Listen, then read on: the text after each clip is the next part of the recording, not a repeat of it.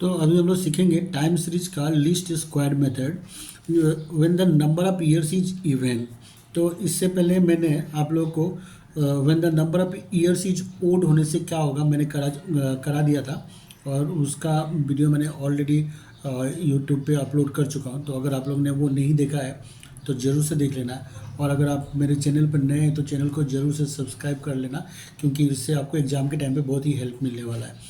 तो चलिए हम लोग स्टार्ट कर लेते हैं। When the number of years is even. तो टाइम सीरीज का लीस्ट स्क्वायर मेथड बहुत ही इंपॉर्टेंट है, और इसमें दो टाइप का सम एग्जाम में दे सकता है। When the number of years is odd, और दूसरा है when the number of years is even. तो ओड वाला मैं वीडियो ऑलरेडी अपलोड कर चुका हूँ। अभी आज मैं आप लोगों को कराने जा रहा हूँ when the number of years is even. तो यहाँ पे आप क्वेश्चन मैंने ले लिया है। तो fit a straight line trend to the following data and estimate sales for the year 1988। तो यहाँ पे आप देखना कि 1 2 3 4 5 6 7 8 टोटल 8 ईयर्स का यहाँ पे हम लोग को डेटा दिया हुआ है। तो 8 ईयर्स का दिया है, तो इसका मतलब हुआ कि ये नंबर ऑफ ईयर्स क्या है, इवन है। तो अब हम लोग क्या करेंगे कि एक टेबल ड्रॉ करेंगे जिसमें टोटल 5 कॉलम होगा। ईयर, सेल्स, उसके बाद हम लोग निकालेंगे टी, उसके बाद में टी स्क्वायर, उसके बाद में वाई टी। तो मैंने ईयर और सेल पहले से ही लिख के रख दिया है कि जिससे कि आप लोग का टाइम सेव हो। तो अब हम लोग ईयर और सेल्स यहाँ क्वेश्चन में दिया हुआ था, उसको मैंने यहाँ पे सिर्फ कॉपी कर दिया है, और सेल्स के यहाँ पे ब्रैकेट में हम लोग लिख देंगे वाई। अब हम लोग निकालेंगे टी।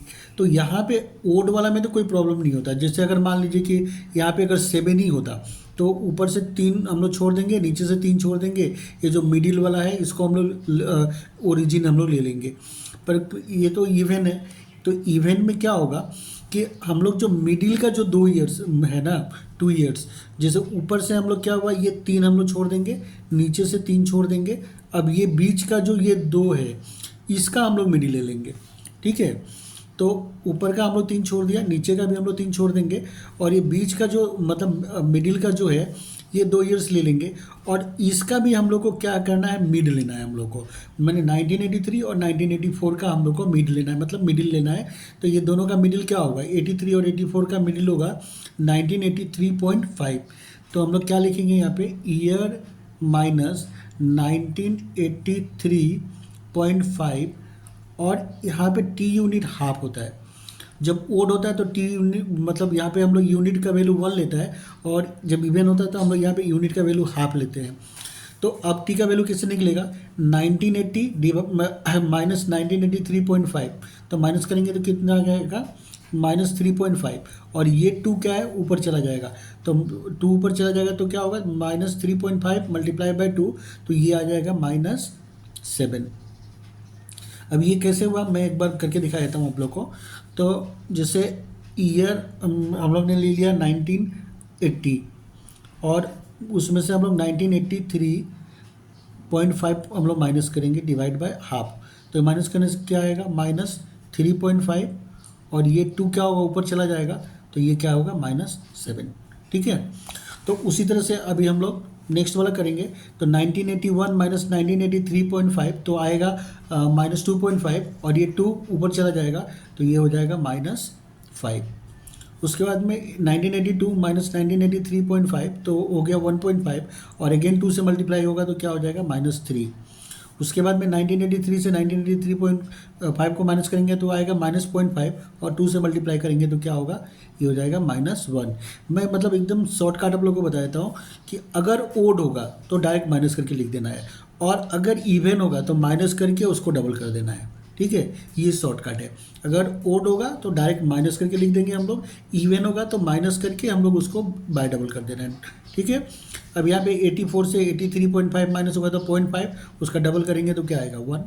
उसके बाद में नेक्स्ट उसी तरह से यहाँ पे आ जाएगा 3, फिर उसके बाद में 5, उसके बाद में क्या होगा, 7, ठीक है। तो यही थोड़ा सा क्रिटिकल पार्ट है, आगे का तो सब इजी है। अब बस इसको स्क्वायर कर देंगे। 7 का स्क्वायर 49, 5 का 25, 3 का हो गया 9, 1 का हो गया 1 1 9 25, और ये हो गया 49। अब उसके बाद में वाई टी निकाल देना है। तो ये है वाई और ये है टी, तो दोनों को मल्टीप्लाई कर देंगे। तो 12 7 जा कितना होता है, 84, -84 होगा।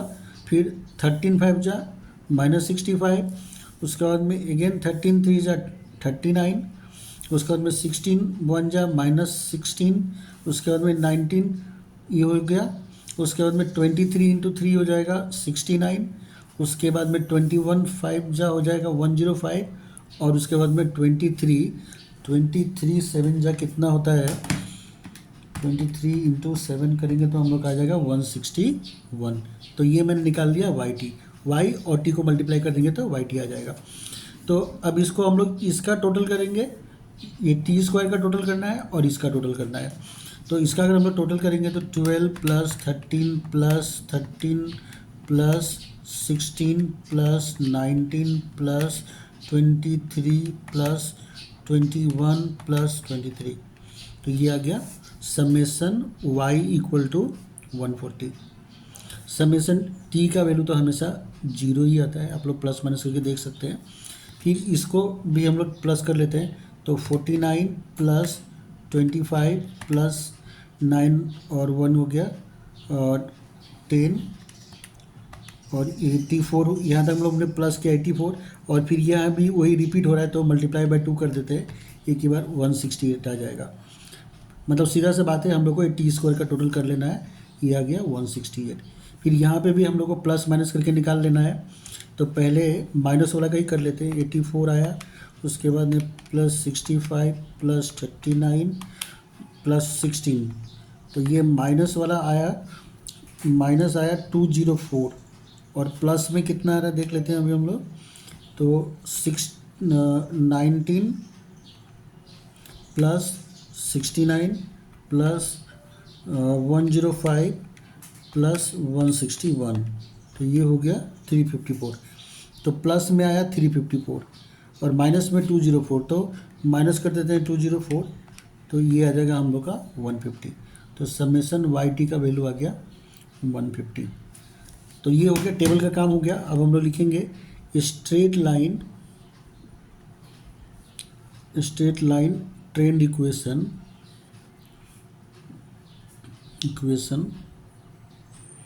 y equal to a plus b T.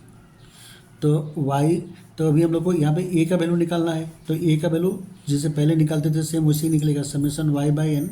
Summation y का वैल्यू है 140 और नंबर ऑफ आइटम है 8, तो डिवाइड कर देंगे तो 140 डिवाइड बाई 8, तो ये आ जाएगा 17.5। उसके बाद में अभी हम लोग निकालेंगे बी का वैल्यू, तो बी का वैल्यू कैसे निकलेगा, summation y t divide by summation t square. तो वाई टी निकला 150 और टी स्क्वायर कितना निकला है 168, तो 150 डिवाइड बाय 168, तो ये आ जाएगा 0.89। तो ए का वैल्यू निकल गया, बी का वैल्यू निकल गया। तो अभी स्ट्रेट लाइन ट्रेंड इक्वेशन हम लोग का निकल के आ जाएगा, equation y equal to a plus b t. तो a का वैल्यू निकला 17.5 प्लस b का वैल्यू निकला 0.89 t। तो ये हम लोग का निकल के आ गया स्ट्रेट लाइन ट्रेंड इक्वेशन। अब यहाँ पे एक क्वेश्चन हम लोग ने और पूछा है कि estimate sales for the year 1988। तो हम लोग को 1988 का सेल बताना हम लोग को। तो सेल्स ऑफ 1988, तो पहले हम लोग को इसका वैल्यू ऑफ टी निकालना पड़ेगा। वैल्यू ऑफ टी क्या होगा, वैल्यू ऑफ टी, तो यहाँ पे आप लोग देखो टेबल में टी कैसे निकला है हम लोग का। तो हम लोग पहले ओरिजिन से देखेंगे। 1984 में टी का वैल्यू कितना था, 1 था, उसके बाद 3 हो गया, उसके बाद 5 हो गया, उसके बाद 7 हो गया, तो 2 करके बढ़ रहा है ना। तो 87 में था 7, तो इसका मतलब 88 में टी का वैल्यू कितना होगा, 9 हो जाएगा। तो y equal to 17.5 plus 0.89 into 9, t का वैल्यू अप्लाई कर देंगे हम लोग। तो 17.5 प्लस 0.89 इंटू 9, तो ये हो गया 8.01 आ गया, 8.01। तो दोनों को प्लस कर देंगे तो 17 + 8 होता है 25.51, 25.51। तो ये निकल गया हम लोग का सेल्स 1988 का। ठीक है, तो उम्मीद करता हूँ आप लोग को ये समझ में आ गया होगा। ठीक है, कि इवन नंबर होने से हम लोग को क्या करना है। तो इवन नंबर में हम लोग का बस जो चेंजेस है वो टी निकालने में, उसके बाद रिमेनिंग ओड और इवन दोनों में सेम एक जैसा ही होता है। तो अगर आप लोग टी का वैल्यू कैसे निकाला जाता है वो अगर ठीक से समझ में आ गया तो ओड और इवन दोनों में सेम ही है। ठीक है, तो उम्मीद करता हूँ आप लोग को ये समझ में आ गया होगा। ठीक है, तो अगर आप लोग को अगर वीडियो अच्छा लगा हो तो ज़रूर आप लोग मेरे चैनल को सब्सक्राइब करना, लाइक करना और अपने दोस्तों में शेयर करना। ठीक है, मिलते हैं हम लोग नेक्स्ट वीडियो में, तब तक के लिए बाय बाय।